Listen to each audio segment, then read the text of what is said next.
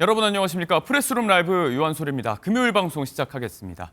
자, 트루스 소셜로 유명한 트럼프 미국 대통령의 미디어 기업이죠. 트럼프 미디어가 간밤에 핵융합 발전 기술 기업과의 합병 소식을 전격 발표하면서 주가가 폭등했습니다.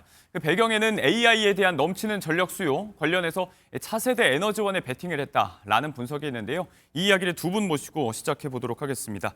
강민욱 고려대 경제학과 교수 그리고 정철진 경제평론가 두 분 나와 계십니다. 어서 오십시오. 간밤 증시 이야기를 먼저 해야 될 것 같습니다. 트럼프 미디어가 비상장 기업이죠. TA 테크놀로지스와의 합병을 발표하면서 주가가 42% 뛰었습니다.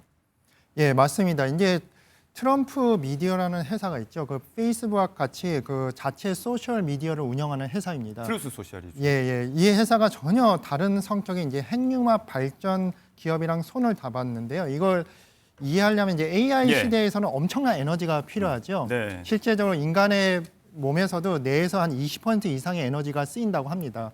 AI도 이렇게 뇌처럼 연산을 하는 거기 때문에 에너지가 쓰이는데 기존의 이제 핵분열 방식보다는 핵융합 방식이죠. 그러니까 태양이 뭐냐면 태양이 에너지를 얻는 거랑 같은 방식인데 이것을 이제 지구에서 구현하려면 이제 핵융합 방식이 필요한데 이런 방식이 하려면 이제 엄청난 기술이 필요합니다. 아직까지 이제 이것이 구현이 되지가 않았습니다.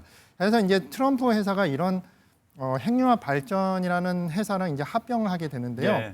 실제적으로 이것이 이제 2030년 전에는 발전소를 세울 계획이 있습니다. 일단은 이제 이 핵융합 발전소 회사 같은 경우에는 대통령의 이름이 걸려 있는 회사이고 또한 미디어의 힘으로 어느 정도 선전이 가능하기 때문에 자본을 축적할 수 있는 기회가 되지 않을까 이렇게 생각을 합니다. 그래서 어떤 면에서는 이제 정치 권력과 자본 권력이 이게 결합한 어쩌면 약간은 씁쓸한 결과이기도 합니다. TA 측에서는 그리고 트럼프 미디어 측에서는 기술 토대가 마련이 돼 있고 마지막 퍼즐로 이제 자본이 맞춰졌다라고 자신감을 보이고 있는데 말씀을 드린 대로 넘치는 AI에 대한 전력 수요, AI 패권 경쟁에 지금 에너지 패권 다툼이 그 어느 때보다 중요해진 상황입니다. 따라서 이 차세대 에너지원의 상용화에 베팅을 한 건데 다만 아직 좀 시기상조다라는 이야기도 굉장히 많지 않습니까? 그렇습니다. 에너지원은 여러 가지 축이 있습니다. 방금 말한 것처럼 핵 원자력도 있는데 특히 TA 테크놀로지는 핵융합이라는 조금은 좀 새로운 신기술입니다. 왜냐하면 우리가 원전의 새로운 트렌드라고 하는 이 SMR, 기존의 대형 원전보다 사이즈가 작은 이 SMR 역시 아직까지는 유니콘 같은 그런 테마입니다. 왜냐하면 단 한 번도 SMR이라는 게 시중에 우리에게 모습을 공개된 적이 없거든요. 그래서 원전 또 SMR, 핵융합에 대한 이런 기대감도 큽니다만 다른 한켠에서는 차라리 태양광 풍력 같은 좀 더 검증된 그리고 속도가 빠른 또 신재생 에너지가 오히려 더 차세대 에너지원이 될 수 있지 않겠는가 이런 이론도 함께 나오고 있습니다. 야심찬 베팅이지만 뭐 대체 에너지는 워낙에 많이 지금 연구가 되고 있고 또 실제 수익을 내기까지의 또 시간도 많이 걸릴 수 있다는 관점에서 조금은 더 장기적인 안목에서 신중한 접근도 필요할 것 같습니다. 증시 이야기 AI 쪽으로 초점을 맞추고 좀 더 이야기를 해보자면 어제 저희가 좀 저울질을 해봤던 이야기입니다. 마이크론의 역대급 어닝 서프라이즈 그리고 오라클 발쇼크, AI 버블론의 재점화 이 가운데서 어느 쪽으로 좀 저울이 기울까 여기에 대해서 이야기를 해봤었는데 어제 간밤 증시는 한쪽으로 좀 치우쳤던 것 같습니다. 마이크론이 대형 기술주의 반등을 좀 이끌었어요? 예, 마이크론이 이제 주가가 많이 상승을 했는데요. 마이크론은 일종의 메모리 반도체를 만드는 미국을 대표하는 회사지요. 이것이 이제 삼성이나 SK 하이닉스랑 경쟁하는 회사입니다. 근데 AI 기술에 대한 기대와 우려가 많은 것 같습니다. 이것이 이제 인류가 처음으로 접하는 기술이다 보니까 시장의 정확한 예측이 불가한데요. 그렇지만 이제 단기적으로는 이제 어떤 회사가 잘 되고 어떤 회사가 잘 될지에 대해서 이제 시장에 대해서 정확한 분석이 어려운 것 같습니다. 그만큼 이제 변동성이 큰데요. 장기적으로는 이런 마이크론과 같이 AI가 결국 시장을 주도할 것이라고 이제 투자자들이 이렇게 생각을 하는 것 같습니다.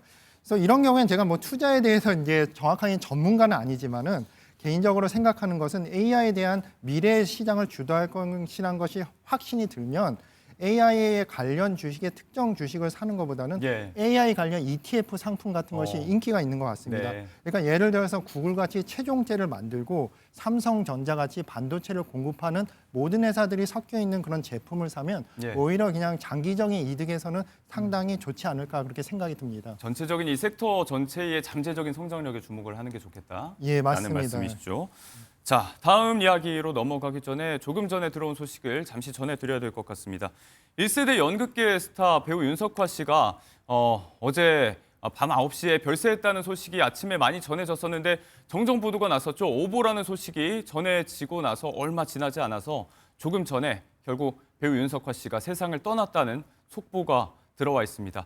자, 관련된 이야기를 저희가 잠시 후 뉴스라이브에서도 조금 더 자세히 다뤄보도록 할 테니까요. 저희 뉴스 계속해서 주목을 해주시기 바라겠습니다. 자, 준비된 소식을 계속해서 이어가겠습니다. 간밤에 증시 상승을 이끌었던 마이크론의 얘기에서 좀 이어갈 텐데 이 영향으로 코스피는 오늘 아침에 상승 출발을 했지만 상승폭을 좀 줄였습니다. 산타랠리가 결국 찾아올 건가? 결국 이게 관심사인데 관건이 될 수 있는 것 중에 하나가 또 환율이겠죠. 환율 이야기로 좀 이어가 보도록 하겠습니다. 당국에서는 위기감을 많이 느끼고 있는 것 같습니다. 어제 7대 기업 총수들을 소집해서 회의를 또 열었는데 일단은 수출대 기업 총수들에게 사실상 환율 방어를 좀 협조해달라 이렇게 요청한 자리로 봐야 될 것 같아요. 그렇습니다. 앵커가 좋은 지적해 주셨는데요. 간밤에 마이크론 실적과 주가가 이 정도였다면 예. 마이크론은 메모리 반도체 3위입니다. 우리나라의 하이닉스, 삼성전자는 오늘 5% 이상 급등해도 왜냐하면 실적도 너무나 잘 나올 게 명확하거든요. 예. 그럼에도 불구하고 주가는 지금 힘을 못 쓰고 있는 게 그렇더라고요. 우리가 수급이 꼬였다고 하죠. 외국인 투자자들이 지속적으로 우리 삼성전자, 하이닉스를 외면하고 있습니다. 그럼 왜 외면하고 있는가? 여기에 여러 가지 이유 중에 하나가 바로 원달러 환율. 환율이 높기 때문에 여기서 더 올라간다면 외국인 투자자 입장에서 환차 손이 나올 것 아니겠습니까? 예. 자, 그래서 당국이 어제는 어떤 일을 했는가? 7대 그룹에 관련한 책임자를 부른 겁니다. 그러니까 우리의 외환 당국은 어떤 생각을 갖고 있냐면 올해요. 우리나라의 경상 수지가 역대 최고입니다. 예. 거의 현재까지 가집계가 11월이 900억 달러고 12조. 당연히 달러가 들어와야 되잖아요. 그런데 왜 안 들어오느냐? 이렇게 돈을 벌었던 수출 기업들이 환전을 안 합니다. 어허. 달러를 딱 죄고 있고 예. 지금 연말이면은 월급도 줘야 되니까 아주 쉽게 말하면 원화로 환전해야 되잖아요. 예. 근데 안 하고 그냥 달러를 쥐고 있습니다. 그래서 당국은이 이제 7대 그룹을 만나서 네. 실은 우리나라가 자본주의 사회인데 뭐 달러를 환전해라 풀어라 할 수는 없지 않습니까? 그래서 좀 우회적인 이야기를 좀 했는데요. 환전 계획이 어떻게 되느냐고 좀 물어봤답니다. 네. 근데 이게 굉장한 압박은 될 수 있겠죠. 하고 이 그렇죠. 정도의 환율은 좀 높을 테니까 이제 자체적으로도 환해지 계획들, 선물한 매도 계획은 없느냐 예. 이런 것도 좀 체크를 해봤고 또 하나가 우회적이기는 한데 우리나라는 이때까지 IMF 이후에 외화 대출을 막았어요. 이게 무슨 얘기냐면 외화 달러가 필요할 때 실은 국내에 와서 예. 받아서 국내에서 달러를 받아서 대출을 받는 것만 허용했지 우리나라 기업이 미국 은행이라든가 해외 은행에서 바로 달러를 조달하는 것을 허용하지 않았는데 예. 이걸 허용하겠다는 겁니다. 이건 왜냐?